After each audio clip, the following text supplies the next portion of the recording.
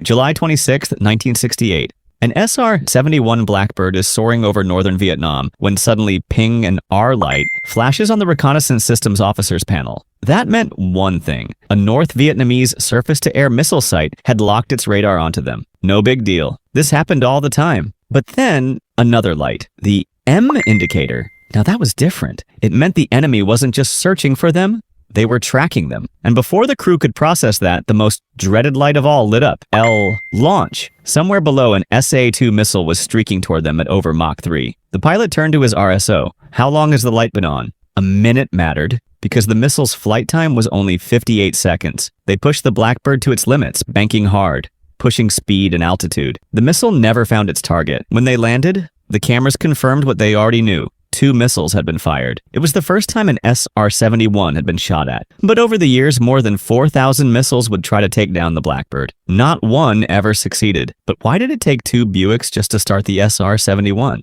How did it capture crystal clear images while flying at 3 times the speed of sound? What design feature actually capped its max speed? And why wasn't fuel but liquid nitrogen the real limiting factor for the SR-71's range? Well, the Blackbird was never shot down by the enemy. But that doesn't mean it was invincible. In fact, about 1/3 of the SR-71 fleet was lost due to accidents. Some even said flying the Blackbird was just one continuous series of emergency procedures. But in reality, it was a well-oiled machine. It rarely failed. But when something did go wrong, at Mach 3, you felt it. Pilots knew every little flicker, rumble, or wiggle of their aircraft. But if something serious happened, the master caution light would glow, and the pilot would have to check a panel right between their legs, where 40 individual lights pointed directly to the problem. And sometimes, those lights told some terrifying stories. April 9th, 1982. Colonel Lee Shelton and Major Bill Keller are cruising at Mach 3, 71,000 feet. Suddenly, master caution light. That's weird.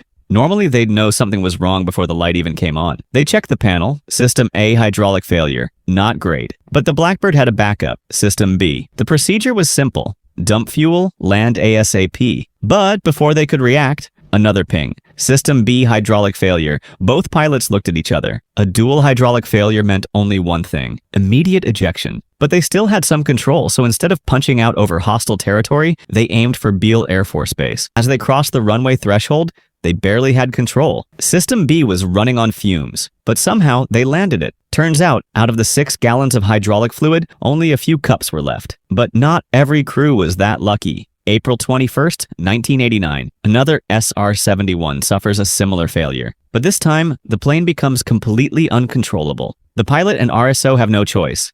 They eject. The good news? They were rescued near the Philippines. The bad news? The SR-71 wasn't so lucky. Speaking of the Philippines, what was an SR-71 doing out there anyway? Well, the Blackbird had 2 major operational hubs. Detachment 1 at Kadena Air Force Base in Okinawa, Japan, and Detachment 4 at Mildenhall Royal Air Force Base in England. Missions from Japan covered North Korea, Vietnam, and the Soviet Union's Eastern Front. Missions from England? They were all about one thing: Soviet nuclear subs. Crews flying near the Murmansk submarine base over the Barents Sea hated those missions, because if an engine problem forced them to slow down, Soviet MiGs would be waiting. That's why every new pilot had to earn their spot by flying out of Japan first. Becoming a Blackbird pilot? Not easy. Only 2 or 3 were selected per year. Their physical tests? Astronaut level. But before flying actual missions, they had to spend 100 hours training in the SR-71B, the only variant built for instruction. Just 2 ever existed, and one of them, tail number 617956,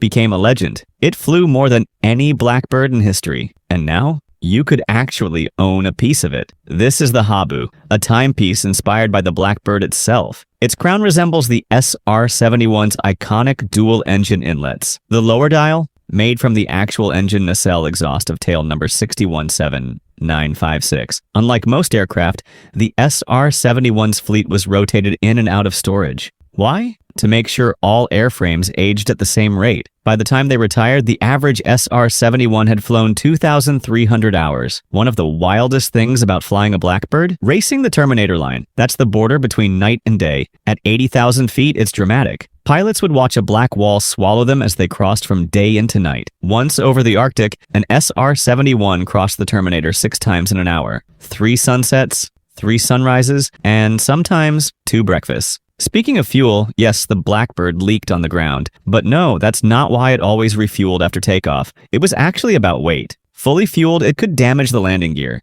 so they'd take off light and refuel in the air. But fuel wasn't the biggest concern. The real limiting factor? Liquid nitrogen. At Mach 3, the fuel tanks heated up to 300 degrees Fahrenheit. If fuel vapors built up, boom. The solution? Purge the tank with nitrogen gas. But the SR-71 only carried so much nitrogen. Once it ran out, it had to land. Later, they added a third tank to extend the range. As for speed, officially the SR-71 was rated for Mach 3.2, but pilots knew it could go faster. The real limit? Compressor inlet temperature. If it hit 427 degrees Celsius, they had to slow down. But in an emergency, they could push to Mach 3.3. There's even a rumor that near Murmansk, one pilot hit Mach 3.49. But the theoretical max, Mach 3.55. Any faster and the spikes controlling the shock waves would fully retract, meaning bad things would happen. At the end of the day, the SR-71 Blackbird wasn't just fast, it was untouchable. And to this day, nothing has replaced it. But now, let me ask you this. How do you think the SR-71 compares to modern spy satellites? Let me know in the comments. And if you enjoyed this, make sure to like and subscribe for more. Thanks for watching. I'll see you next time.